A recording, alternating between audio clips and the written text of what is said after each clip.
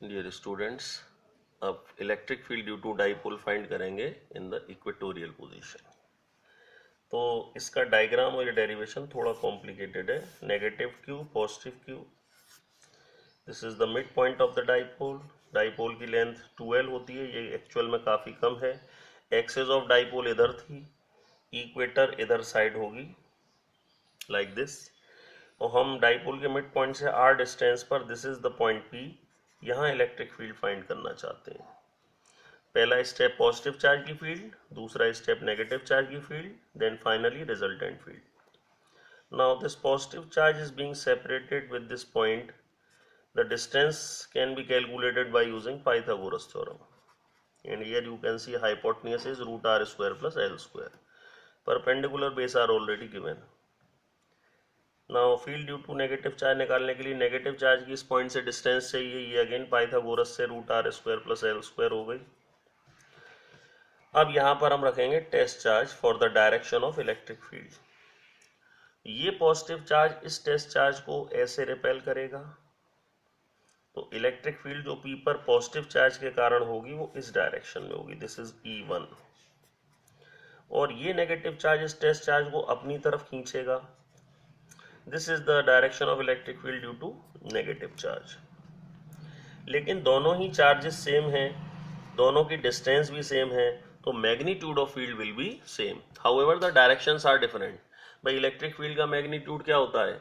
1/4πε0 charge upon distance square. So here the charges are same, distance up square, distances are same, so definitely the magnitude of the field will be same. But what is different? The direction. Plus से दूर, away from positive, minus की ओर towards the negative.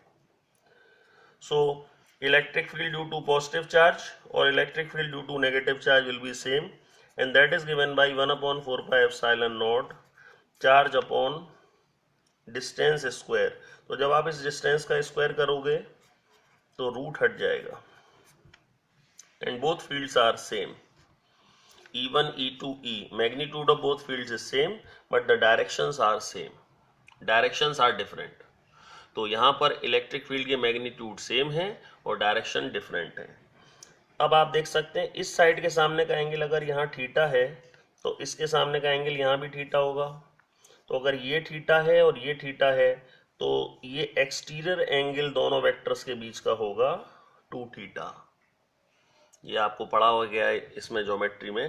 तो दो side same है तो opposite angle same होंगे, theta theta, और exterior angle होता है इन दोनों का सम, थीटा प्लस थीटा 2 थीटा। तो अब पहला वेक्टर E1 हमें मालूम है, दूसरा वेक्टर E2 भी हमें मालूम है, दोनों के बीच का एंगल भी हमें मालूम है। तो अब यहाँ पर हम रिजल्टेंट फील्ड फाइंड करने जा रहे हैं। Resultant field at P is given by √E1 square plus E2 square plus 2 E1 E2 cos of angle between the vectors is 2 theta. ये वेक्टर के रिजल्टेंट का फॉर्मूला होता है √A² plus B² plus 2AB cos of angle. So here you can see E1 भी E है, E2 भी E है, E1 E2 भी E है, और यहाँ पर cos 2 थीटा यहाँ पर बच गया। E1 E, E2 E because magnitudes are same. तो अब यहाँ पर आप देखिए ये E² प्लस E² हो गया 2E², और यहां पर बच गया 2E² cos 2 थीटा। कॉमन आएगा 2E², और यहां बचेगा 1 प्लस cos 2 थीटा। ये आ गया 2E², 1 प्लस cos 2 थीटा। अब यहां पर थोड़ी सी ट्रिग्नोमेट्री का काम है। cos 2 थीटा के हमारे पास 3 एक्सप्रेशंस होते हैं, उसको हम यूज करेंगे। 2E² 1 प्लस cos 2 थीटा यहाँ पर बच गया, तो 2E² 1 प्लस cos 2 थीटा के अब आगे जब सॉल्व करेंगे तो ये होगा 2E², ये रूट के अंदर है, और 1 प्लस cos 2 थीटा का फॉर्मूला होता है 2 cos स्क्वायर थीटा माइनस 1। ये -1 इसीलिए हमने लिया है फॉर्मूले में क्योंकि +1 से कट जाता है। अगर आपको ना पता हो, ये ट्रिग्नोमेट्री में आता है, cos 2 थीटा का expression 2 cos square theta minus 1 होता है। बायो वाले खास तौर पर इसे ध्यान दें, स्टार बना सकते हैं उन्हें ना पता हो तो here -1 plus 1 will cancelled out. तो जो रिजल्टेंट फील्ड फाइंड कर रहे थे पी पर वो क्या आई, 2 2 ज़ा 4, अंडर रूट से बाहर आया 2, ई स्क्वायर का बाहर आया ई, और यहां पर आया कॉस स्क्वायर थीटा का कॉस थीटा।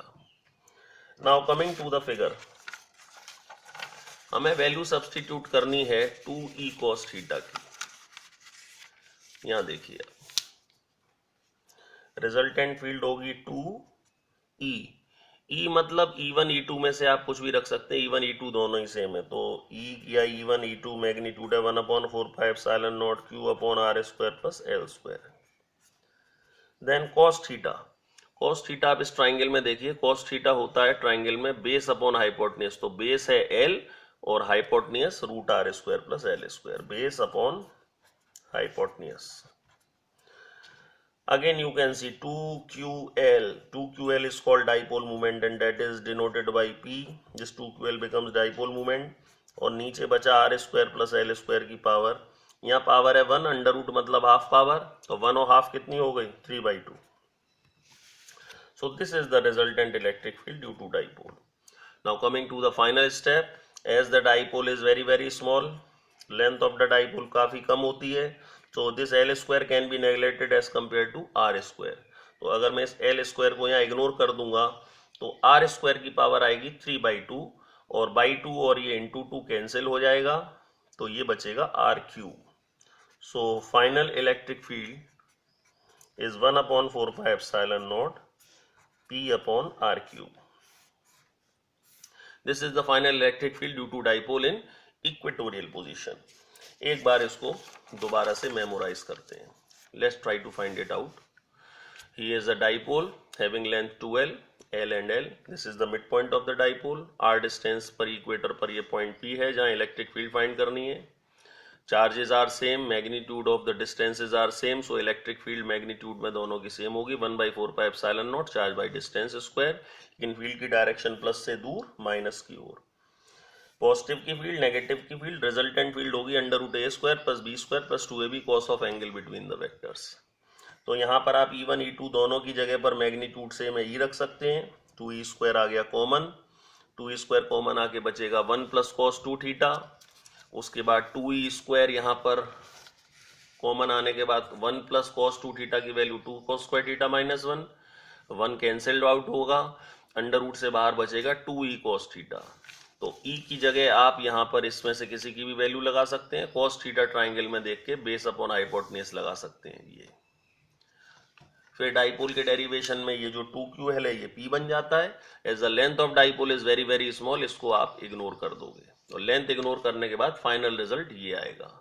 ये डाइपोल के आपके चारों डेरिवेशंस कंप्लीट हो गए. अब नेक्स्ट टर्न पर आप ये सभी मेमोराइज और रिवाइज करके आएंगे.